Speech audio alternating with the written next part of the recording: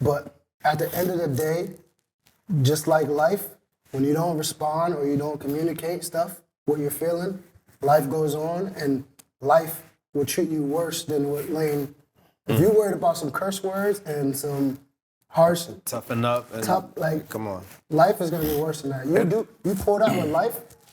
Mess around, don't respond to them bills. Yeah. Let's see what happens. Mm-hmm. He worried about discrimination. Okay, the bills don't discriminate. You gotta be outside. Outside for real. A different kind of Any outside. mental health theory he has is out the window. The fact that he recorded that meeting. I can't move the way I used to. Had to call the audible. I put in the work, no humble flex. And talk of the town, you see who next. They on checkers, I'm on chess. Had to hit up with the X. XenHouse. It's your boy, the one and only, Des Hines. It's your boy, Joe. Ross B. What happened? You got an itch? He's been consistent. I give him that. He's been I've been himself. consistent, yo. We'll see. I'll let it rock for now. So today we're gonna talk about Lane Kiffin and the $40 million lawsuit that he's in with Ole Miss. Pretty much, defensive tackle DeSanto Rollins. He's Mr. Petty. Mr. Petty. Uh-huh. He's suing Lane and the school for discrimination versus him and his mental health issues, and he's saying that also men and women aren't treated the same with this matter. So basically, to paint the picture, this young man was going through some mental health issues that we don't really know about, and he was away from the team for a little bit. Then Lane was trying to get contact with him, wasn't getting through, and he told him he was off the team from that. All we know of is the audio that's been put out. They met, and you can hear Lane pretty much saying, I haven't heard from you in weeks. You're off the team. Some people are saying, they're on Lane's, the coach's side. Some people are saying mental health is important. They're on this side. What do you think? First off, mental health is important. Don't get it twisted. That's first and foremost. That's a fact. Don't get it twisted. But at the same time, I feel like I've been in a situation where, actually all of us been in a situation. Your freshman year, you don't know what the hell's going on, right? But the communication with people in the office or with the coaches, that's important. That's how you figure out structure and schedule and all of that stuff. So, like, if your coach is reaching out to you, pick up. Yeah. Pick up. That's it. You can't avoid Keep it as simple as that. There's nothing more to it. What do you think? I think he is being a modern day Karen. The whole mental health, he's abusing the mental health aspect of it right now. Mental health is a serious thing, right? You're going through something, you need to talk to somebody. That's number one. Number two, you're a college student, right? You're an athlete. Your coach is technically supposed to be your parent away from home. That's who you communicate with when you're in need of something. Emotionally, physically, whatever, you talk to them. And that's the head coach at that. That's not even the assistant coach. Yeah, that's the head coach. You don't go radio silence as a college athlete to your coaches. You do that with your parents, and you just leave home for 3 weeks and you just shut out your parents, they're gonna call the police. They're gonna try to do a search and rescue. Now, you're a student at a campus, a really good school, a really good program, and you decide to take 3 weeks and not respond to a head coach who's reaching out to you, right? To make sure you're okay. To make sure you're okay, and you're not responding. And then you go into the office for the meeting and you record it to try to get sympathy from other people and try to go on TMZ or whatever it may be, however it got leaked. It's like he's playing this shit. He's trying to play milking the mental health thing. The system. He's trying to play.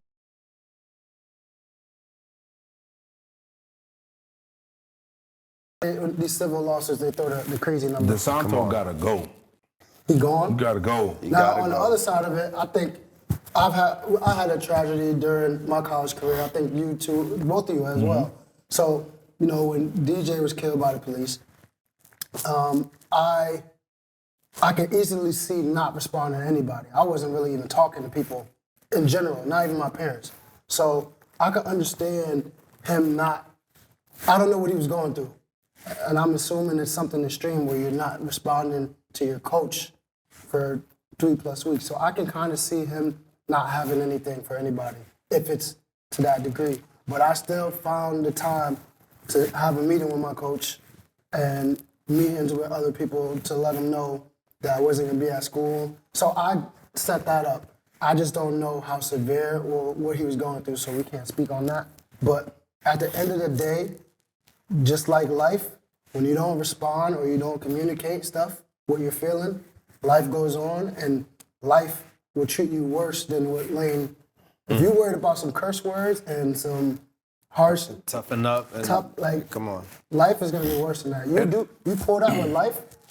Mess around, don't respond to them bills. And see what happens. He worried about discrimination. Okay, the bills don't discriminate. You gotta be outside. Outside for real. A different kind of Any outside. mental health theory he has is out the window. The fact that he recorded that meeting. Yeah, he went in there with that intent to set up. Anything you say, it vetoes that. I think he had plans prior to going in there, right? He knew what he wanted to do. There's all types of NIL deals happening. He probably needed money. You know, who knows what he was doing, drugs and alcohol. Not saying he did, but who knows? But like for you to go in there being like, all right, I'm gonna record this conversation. And you know, usually when you go into the meeting with your head coach, it's usually a private meeting, unless he has an assistant coach in there. Yeah. Well, regardless of any of those meetings, you don't. Yeah, Your phone not even a thought to me. What were you doing? My phone's in the locker room. It was clear. So that means you practiced. All right, this is how I'm gonna have it set up. This is what I'm gonna do. And the way he was talking too, it was like, come on, I'm gonna bait him. I'm gonna bait him. What do you think about the stigma that women, when they mention mental health, is taken more serious than when a guy is, let alone a black guy saying mental health? Well, it's always been very different, right? Like back to what you were saying about the trauma that you went through when you were in college. Like the trauma that I was going through in college, the first thing, you know, that happened was obviously I needed to take time to be with my family and do this and that. But when I came back, you know, like all of them were on me, like all the coaches, right? Like we got to get you set up with, you know, therapy and this, and you need to go talk to this person. And I remember just being in there and just being like, I don't want to talk to you. You know what I mean? Because she didn't understand who I was, my past, my family. So I needed to deal with it myself first. Then I could start dishing, all right, this is how I feel. Yep. So like everybody goes through it a little bit differently, but that's not it. He went about it. He went about it. I think not. I mean, I don't know. We really don't know this guy, but he went about it the wrong way. Yeah. You know? I feel like you can't go radio silent and then his intention was to catch these guys slipping and to come up. So we'll see how. And what he said wasn't even that bad. Yeah, I'm expecting. What Lane Kiffin said was. He said you're off the team. You like basically that was the worst thing he said. You're off the team. You're done. Like that's the worst that could happen. And the fact he's trying to sue because of that. And it sounded like he gave him multiple opportunities. Yeah, like it's the fact that the head coach reached out to you multiple times and you didn't respond to him, and then you go into his office to meet with him. And it's supposed to be a private meeting to figure out what's going on with you. If it's really that bad, you wouldn't have your phone recording. Yeah. So I don't give a damn what you got to say about your mental health. It's out the window. And yes, mental health is very important. You need to seek help, but you can't get help if you're avoiding the people that are trying to help you. Absolutely. Especially your head coach. Well, I think when he put that out too, people that never play football, they would hear the way Lane is talking, and they're like, "That's nothing." Oh my gosh, he's talking down on these guys. No, like, that's nothing. That's a part of football. That's how it is. You see the guy that was getting chewed out by Saban. Yep. He's one of the top players in the nation. You see how he bounced chewed back. Out, and you see how he. Yep. His thought was like, I needed that hard coaching back. You know. I got to look into again one more, but I believe they said something about his mother was telling him to take the time off. Yeah. But going back to the difference between men and women with the mental health issue, I feel like society has made it. There's a little bit more awareness for men, but in the past, men weren't allowed to show feelings that side. So we suppress it. We learn how to suppress it, and then when we do suppress it, it's like it's just a snowball effect, if you will. It just gets bigger and bigger until at some point you just lose your mind. But you know, it was always acceptable for women. yeah, it was more acceptable for women to be able to say, "I'm going through something." Than as a support system. Yeah. Whereas if a man did that, you were deemed soft, weak, soft. Especially a woman. masculine, Like, say if you were in a relationship, you're a girl, and you know, guys would be like, you know, this is bothering me that you're doing this. The woman will say, you're an insecure man. And he's like, no, I'm just telling you this doesn't, like, I'm not cool with it. Whereas the other way around, it's like, oh, other women, oh, that's empowering. I feel like that's been molded into society where that's not a good thing. That's not a good look. Everyone should have the opportunity to share how they feel, but at the same time, don't abuse it. Yeah. Like this player did. And don't abuse it in regards to, you know, you're in an argument. If your woman says, this happened to me as a kid, then all of a sudden you bring that up, or vice versa. Like, I've seen instances of that on social media where, you know, a woman's recording the guy, or the guy's recording the woman to try to bait him. It's exactly what this guy did Or with as his they coach. would call it nowadays, is gaslighting. Yes, gaslighting. Gaslighting me. There's all these new terminology now. We old now. Yeah. So you spoke on NIL deals a little earlier, and I think athletes are making the most money ever, right? So there's athletes that make more money in college than they would if they played pro. So think about that, and then think about the money that these coaches are making, right?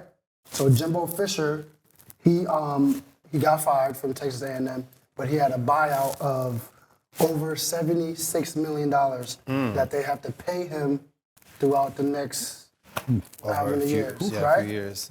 So 10 years, over 10 years. Or something I don't like know that. if He's it's that making much. he's making 7.3 million. because a they're year. structured, so they'll give you a chunk and then they'll pay it Bits out. and pieces, yeah. And like at this point, what would you rather be, a player making NIL? You know, you're making money off of how you play and all of that stuff, or would you rather be a coach and make It's a that money? no-brainer. Coach. You'd rather be a coach?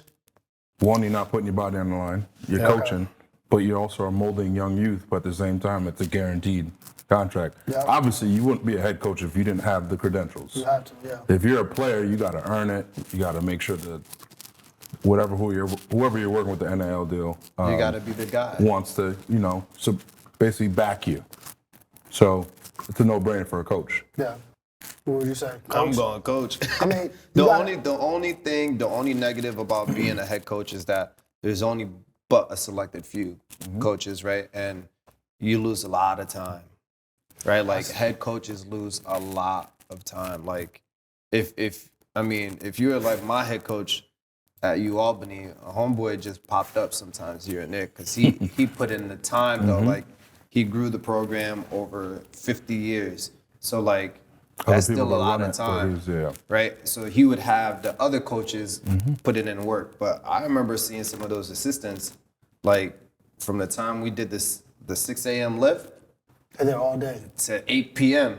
and they didn't go home. You know what I'm saying? So like, I would choose being a head coach for sure, though. Yeah, I mean, but I feel like we've all been players. We haven't experienced that coaching. Just think about how it was being a player, all the fun we had. Yeah. You playing, your likeness is being used all over. If it's a full-time job for us, what is it for coach? It's overtime. That's all. It's always overtime. So it Every might day is not be- overtime. It might not be. But to his point, though, like there's pros and cons. To his point, you're not putting your body on the line as a coach, unless you were a former player. Yeah. And then you, Yeah. Turn to coach. But at that point, as a coach, you've been through the physical. Now it's more mental, and you're putting your family on the line because, you know, you're putting your team, your job before your family at the end of the day. Yeah. And whether you like it or not, your wife has to be holding it down at home, and you got to be bringing in some bank Yeah. in order for that to be something. So from what buddy the about money to- looks like, Go ahead, continue. Yeah, from what the money looks like, I think that's sufficient enough to, help. But you got to have that communication with your wife to be like, I'm taking this job, we're doing this. But if you're a player, you got to hustle. You got to put your body on the line. You got to make sure you're doing the treatment, make sure you're doing the work. So this, whatever company is supporting you for the NIL deal, make sure they want to support you. It's less than 5%. Don't get it twisted. It's less than 5% of these players make.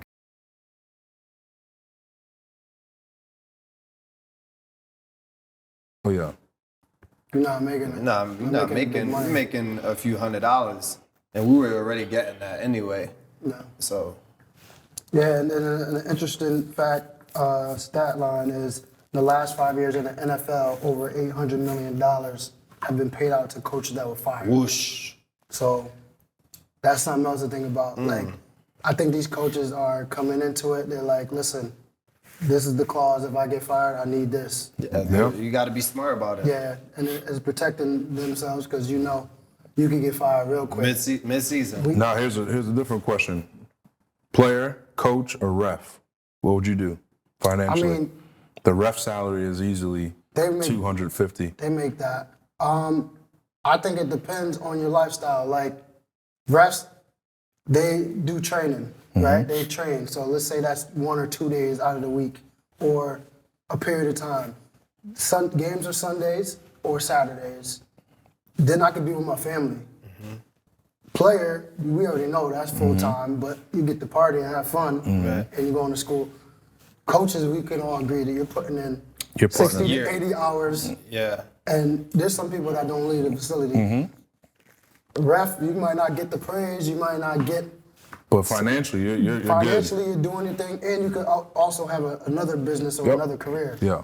So if we're gonna be smart, I'm gonna take my chances with being either a player or a coach. Yeah, I can't see myself being a ref. I ain't even gonna much lie to y'all. I'm just putting all the facts out. Well, that's ref in the NFL, not like youth and stuff. NFL refs. Nah, we're not wasting our time. I'm not saying it's a waste. Well, you got to work your way up though, so you can't just be a ref. But we need youth refs because if everyone thought the way we thought, there would be no refs. Shout out to Mr. Cribbin. Yeah, he been a ref. Mr. West been a ref. So shout out to y'all. But I mean, there's some pros and cons. You get to be with your family. You can make this 6-figure salary. And you can still have XenHouse. He already made his mind. It's over, yo. It's over. But yeah. It's something that comes with it. Like being a player and being a football coach, even the coaches, like Dabo Sweeney, dude is excited during game day. You know what I mean? There's something that comes with it. It's like electric, you know what I mean? That I don't know if you could ever get that feel being a coach. I mean, being a referee. Like, I don't know. Maybe they do. Maybe it is exciting for them, but I feel like it all depends. Like, I know for myself right now, being a trainer, sports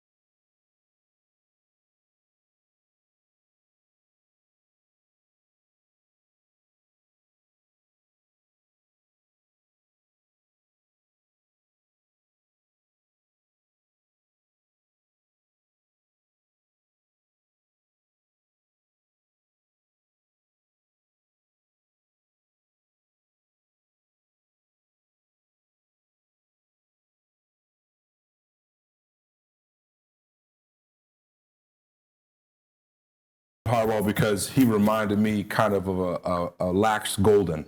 So when you're in the facility, his motto was, when you're in the facility, you're working. You're blue collar. Tuck your shirt in. We're fucking working. But once you're done and you clocked out, you can clock out physically, take this off, relax, but you're still working.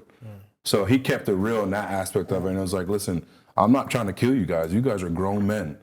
If you don't put in the work, somebody else will.